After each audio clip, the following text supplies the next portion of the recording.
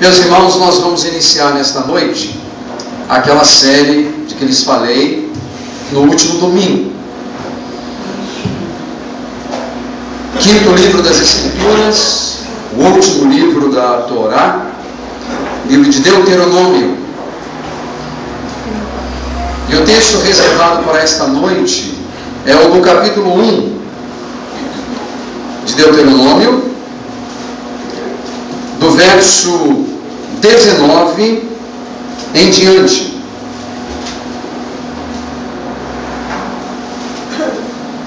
Especificamente do verso 19 ao verso de número 33, que nos diz assim: depois, conforme o Senhor, o nosso Deus, nos tinha ordenado, partimos de Horebe e fomos para a serra dos amorreus, passando por todo aquele imenso e terrível deserto que vocês viram, e assim chegamos a Cádiz Barneia. Então eu lhes disse: vocês chegaram à serra dos amorreus, a qual o Senhor, o nosso Deus, nos dá. Vejam, o Senhor, o seu Deus, põe diante de vocês esta terra. Entrem na terra e tomem posse dela, conforme o Senhor, o Deus dos seus antepassados, lhes disse. Não tenham medo, nem desanimem. Vocês todos vieram dizer-me: mandemos alguns homens à nossa frente em missão de reconhecimento da região, para que nos indiquem por qual caminho subiremos e a quais cidades iremos. E a sugestão pareceu-me boa. Por isso escolhi de vocês 12 homens, um de cada tribo. Eles subiram a região montanhosa, chegaram ao vale de Escol e o exploraram. Trouxeram alguns frutos da região, com o seguinte relato: essa terra que o Senhor, o nosso Deus, nos dá é boa. Vocês, contudo, não quiseram ir e se rebelaram contra a ordem do Senhor, o seu Deus. Queixaram-se em suas tendas, dizendo: o Senhor nos odeia, por isso nos trouxe do Egito para nos entregar nas mãos dos amorreus e destruí-los. Para onde iremos? Nossos compatriotas nos desanimaram quando disseram: o povo é mais forte e mais alto do que nós. As cidades são grandes, com muros que vão até o céu. Vimos ali os Enaquins. Então eu lhes disse: não fiquem apavorados, não tenham medo deles.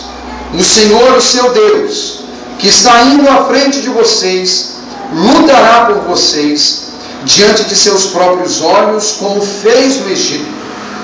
Também no deserto vocês viram como o Senhor, o seu Deus, os carregou, como um pai carrega seu filho, por todo o caminho que percorreram até chegarem a este lugar.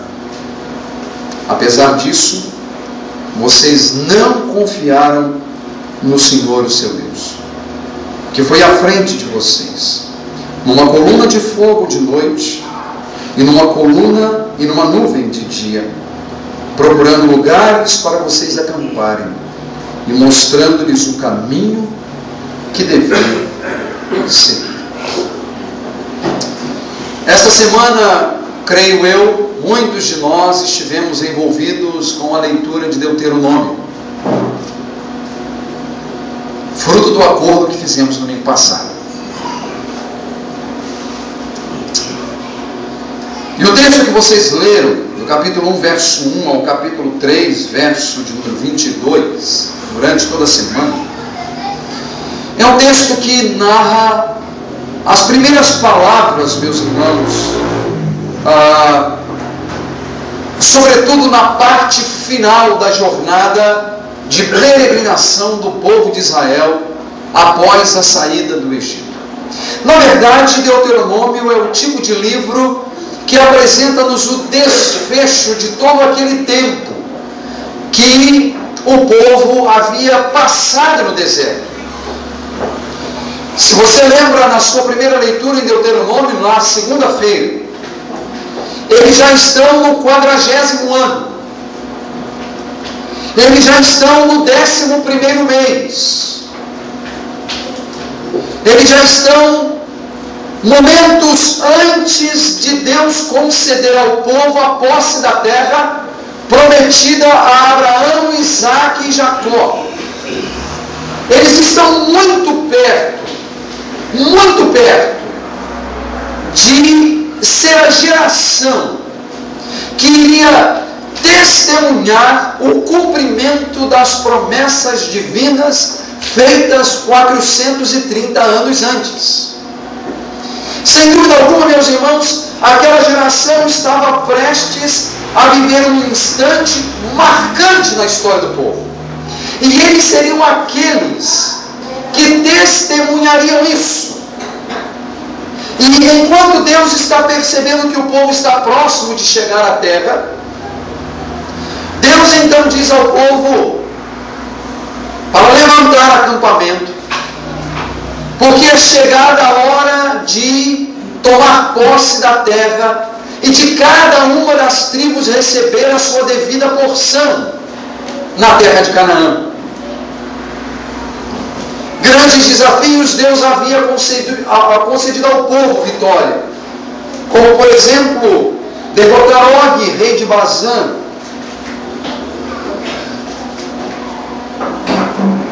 Seom, rei dos amorreus. Reis que são citados no livro dos Salmos e que são citados em Hebreus, para mostrar que se trata de um instante marcante na vida do povo. Deus vai conceder ao povo a terra. E é neste tempo, quando o povo está próximo, Moisés relembra o povo uma série de eventos redentivos, milagrosos, salvadores para Israel. E Moisés vai começar a narrar e trazer à memória do povo coisas boas, mas também coisas ruins. Contínuas manifestações do poder de Deus, como fruto da obediência, mas também contínua manifestação do poder de Deus, como fruto da desobediência do povo. O povo está para entrar na terra. Mas, meus irmãos, o texto que eu escolhi, ou pelo menos a perícope, ou a parte que eu separei para esta noite, ela nos remete ao momento em que Deus levanta o acampamento e deseja dar a terra como posse ao povo de Israel. Eles estão em Cádiz Barneia. Deus já havia manifestado o seu poder. E Moisés lhe dá ao povo uma mensagem de encorajamento. Algo do tipo: olha, como nada lhes faltou ao longo destes 40 anos, nada lhes faltará nestes instantes finais, ou nestes momentos finais, quando o povo está para tomar posse da terra. A mensagem de encorajamento. O povo já pode de algum modo ver de longe a terra. Ele está para experimentar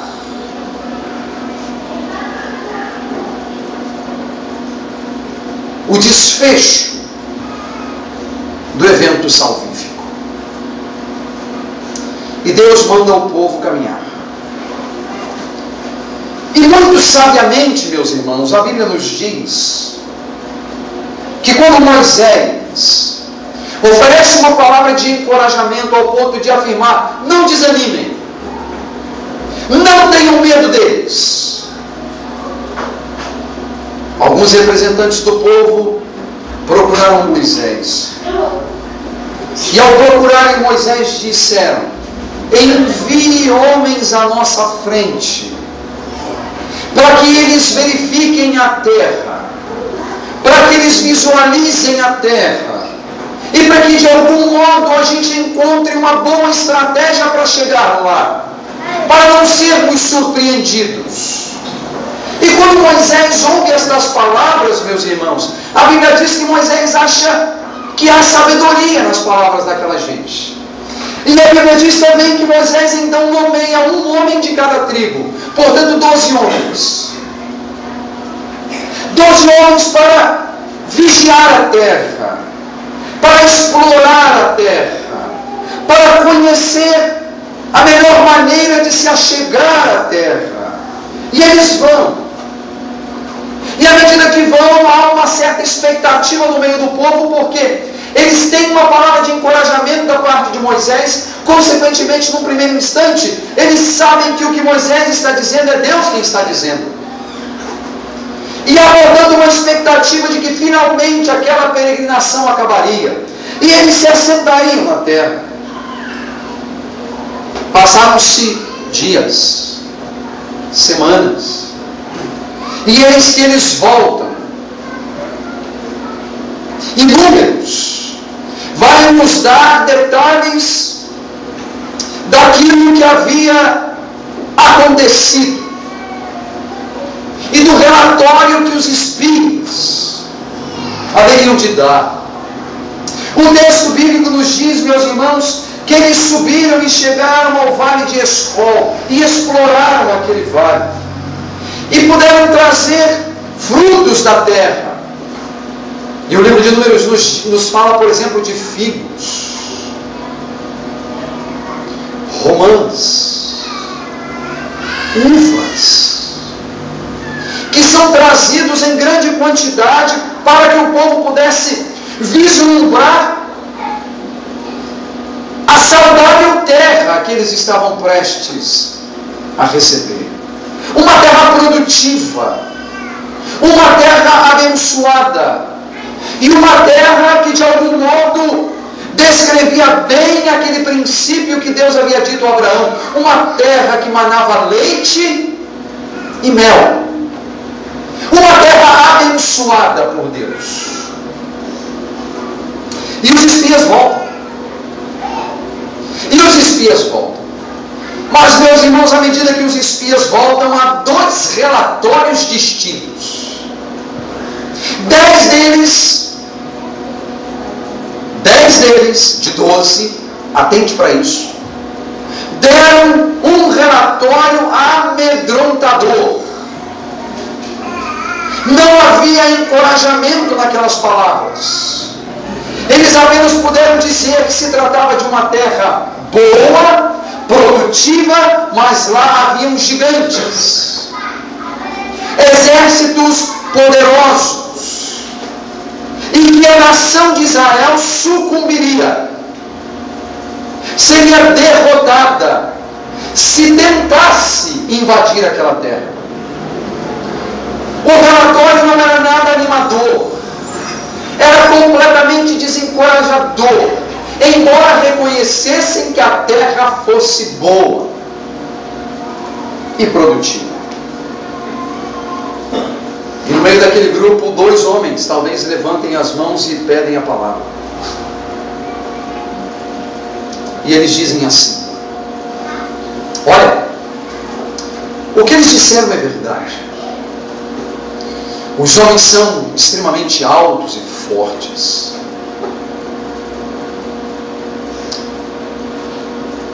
Eles possuem os seus exércitos. É um povo perigoso.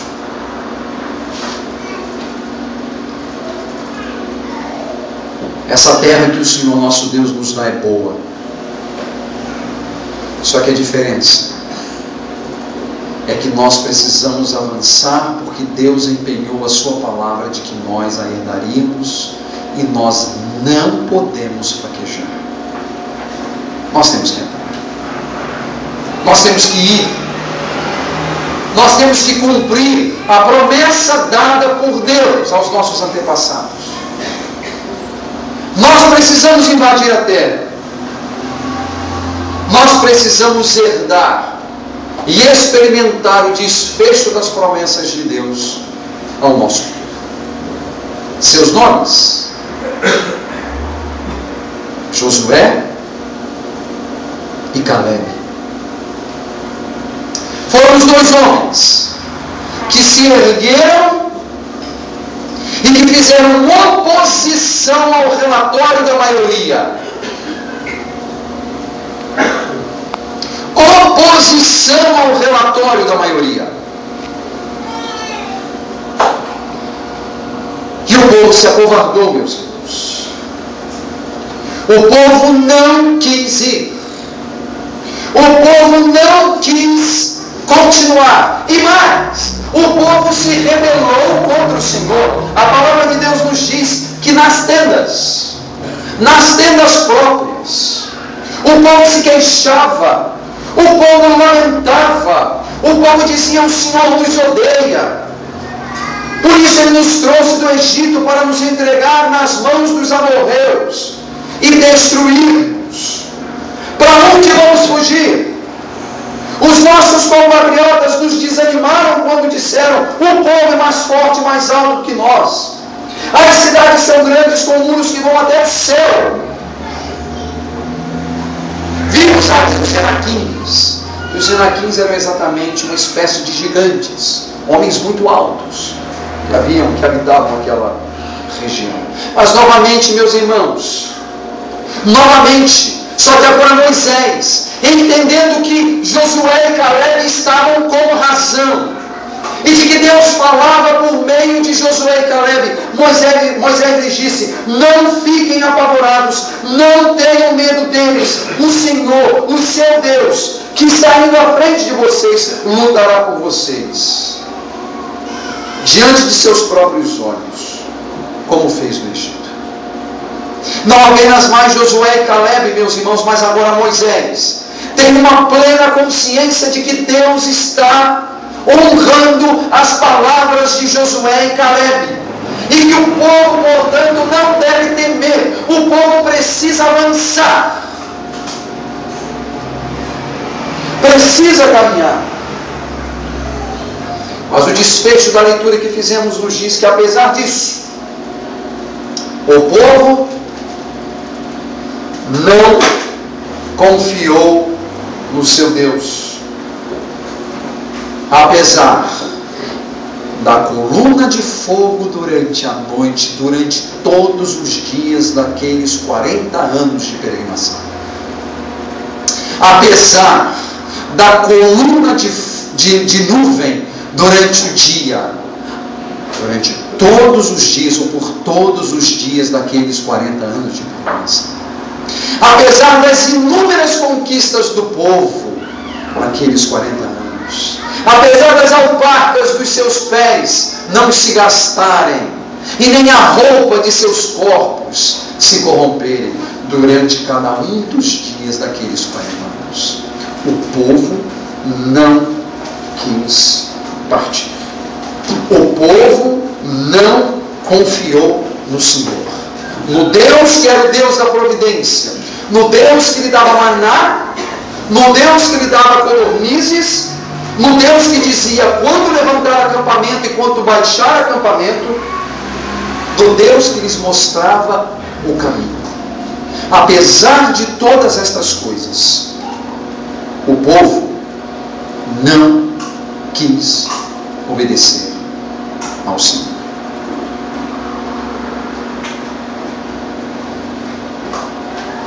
Um povo turrão, um povo incrédulo,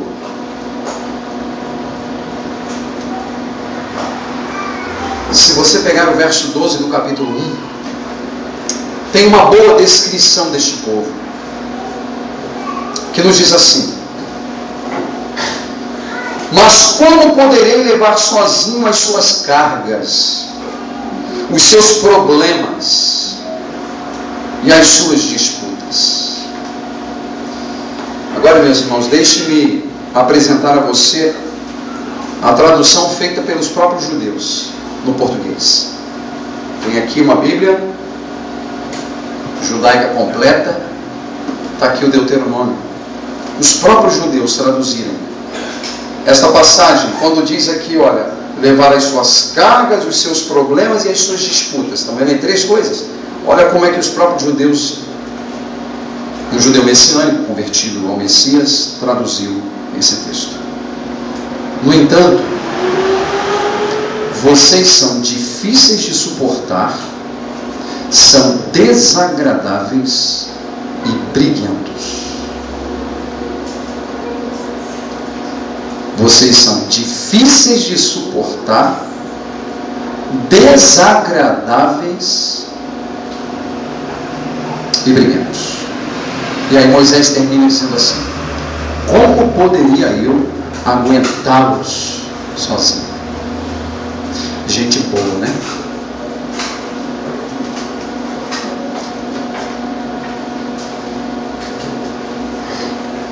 Difíceis de suportar. Se parasse por aí já bastava. Mas ele acrescenta: desagradáveis e briguentos. Foi com este povo que Deus estava lidando durante 40 anos. E foi este povo que oscilava na fé, apesar das inúmeras manifestações do poder de Deus. Foi com este povo que Deus empenhou a sua palavra e cumpriu. E que se manteve fiel à sua aliança, ao seu pacto.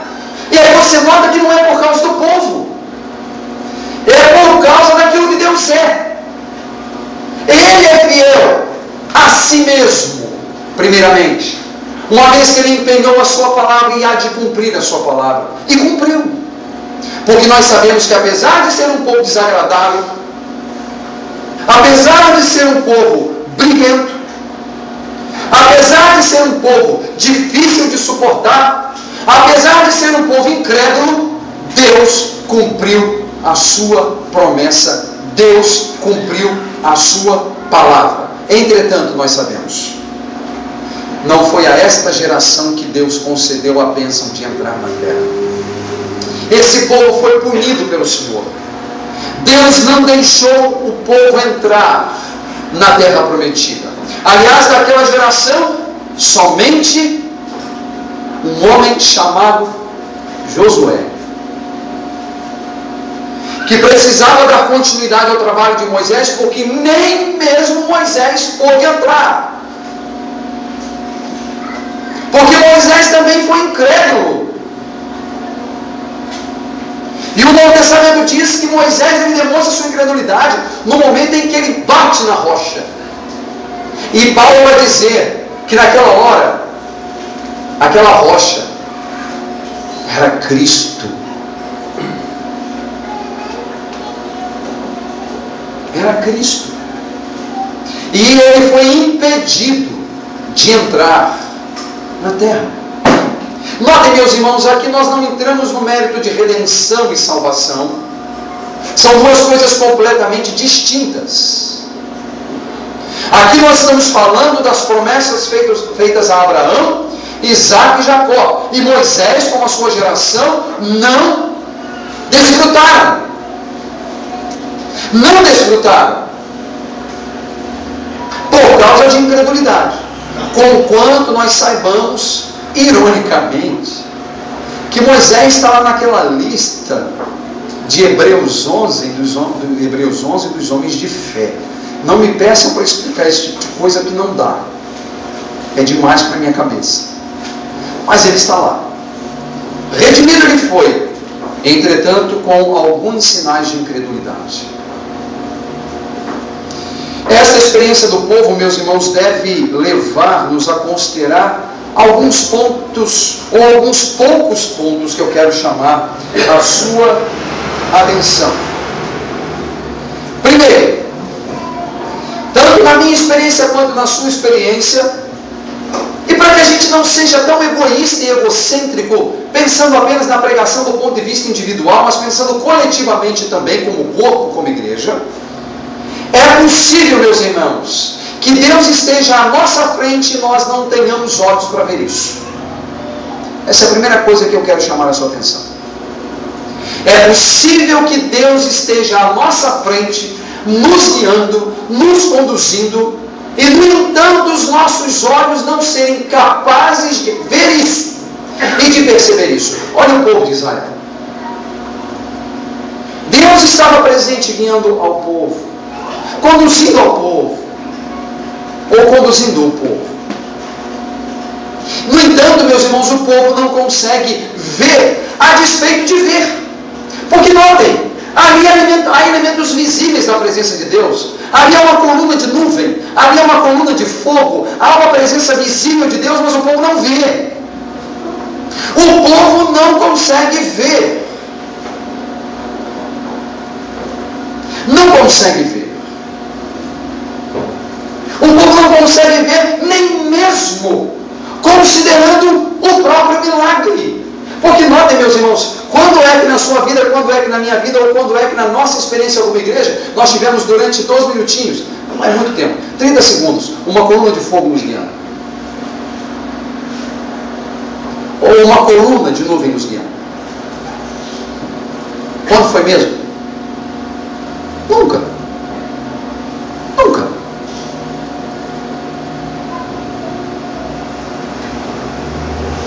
Veja a definição de fé no capítulo 11 de Hebreus. As palavras do Senhor em Hebreus, capítulo 11, falando-nos de fé, afirma o seguinte: fé é a certeza do que esperamos, convencidos das coisas que não vemos. Foi por meio da fé que a Escritura atestou o mérito dos antigos. Ou conforme a NVI, que é a versão que nós utilizamos, nós temos as seguintes palavras. Ora, a fé é a certeza daquilo que esperamos e a prova das coisas que não vemos. De fato, nós não precisamos ver para crer. E quando precisamos ver para crer, isso ironicamente é sinal de incredulidade. Pegue todos os exemplos bíblicos e veja se não é verdade. Por último, lembre-se de Tomé. E Jesus lhe diz: porque viste e creste, Tomé, bem-aventurado aqueles que não viram e creram. Então, a bem-aventurança maior está em crer no Senhor que empenha a sua palavra. Só que aí vem um segundo ponto de aplicação. Nós precisamos compreender e receber a palavra. Deus estava falando, mas o povo não estava ouvindo. Deus estava reiteradas vezes falando, mas o povo não estava escutando. Por isso que o Novo Testamento diz, referindo-se ao povo de Israel, que era um povo tardio para ouvir. Tardio. Demorava demais para ouvir o que Deus estava de fato falando. Meus irmãos, se nós queremos ter uma consciência clara de muitas coisas, nós precisamos das Escrituras. Nós não precisamos nem mesmo de milagres. Nós não precisamos de milagres, nós precisamos de ter um coração inclinado a obedecer. E eu já lhe disse isso algumas vezes e nunca é demais repetir. Se milagre resolvesse o problema do povo de Deus, eis um povo mais crédulo, ou deveria ser o povo mais crédulo de toda a história, cheio de fé de toda a história, porque foi o povo que mais presenciou os milagres do Senhor. E no entanto, não creu. Pense nos dias de Jesus. Jerusalém presenciou inúmeros milagres do Senhor Jesus. Mas Jesus, quando se aproxima de Jerusalém, chora e diz: porque se em Tiro e em Sidom tivessem sido feitos os milagres operados aqui, há muito eles teriam se arrependido. Então, meus irmãos, querem que eu seja honesto? Onde está ocorrendo muito milagre, normalmente é a ausência da palavra do Senhor e a ausência de obediência. Pense nisso. Mas não pense porque eu estou falando. Pense com as Escrituras abertas e vá averiguar. Eu não preciso dizer que eu não estou colocando em xeque os milagres do Senhor, porque eu creio que Deus opera milagres e opera mesmo.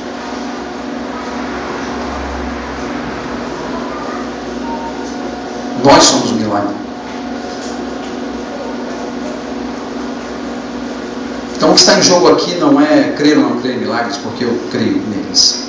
E sei que Deus os faz para a glória do seu nome. Mas, meus irmãos, não são os milagres que nos mantêm na fé, mas a palavra do Senhor.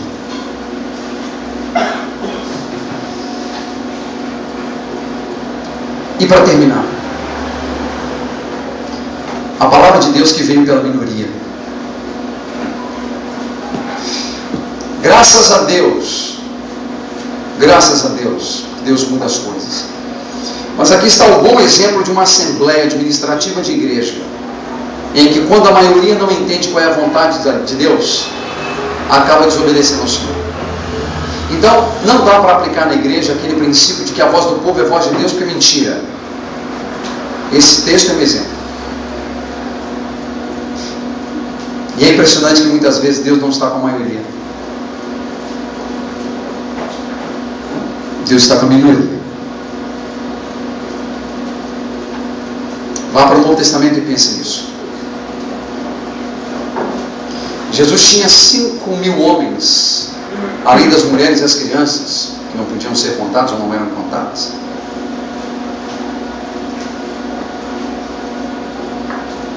E operou milagres da multiplicação dos pães. Resumindo a história, você vai lembrar que no final, quando Jesus oferece um discurso um tanto quanto duro para chocar o coração das pessoas, só ficaram 12. E um deles seria o traidor.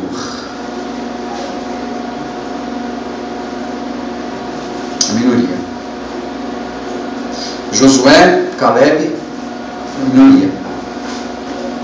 Mas Deus não estava falando pela voz da maioria, estava falando pela voz da minoria. Então a gente tem que tomar muito cuidado para não sermos levados pelas multidões, ou por aquilo que se torna comum, sobretudo no contexto cristão evangélico. Porque normalmente Deus não está com a maioria,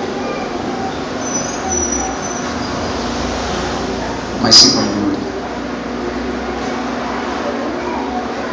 Muitos são chamados, mas poucos os escolhidos.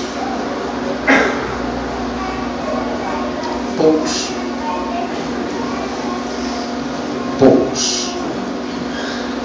O ponto, meus irmãos, não é estar na multidão,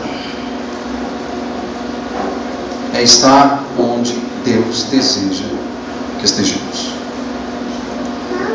ainda que sozinhos,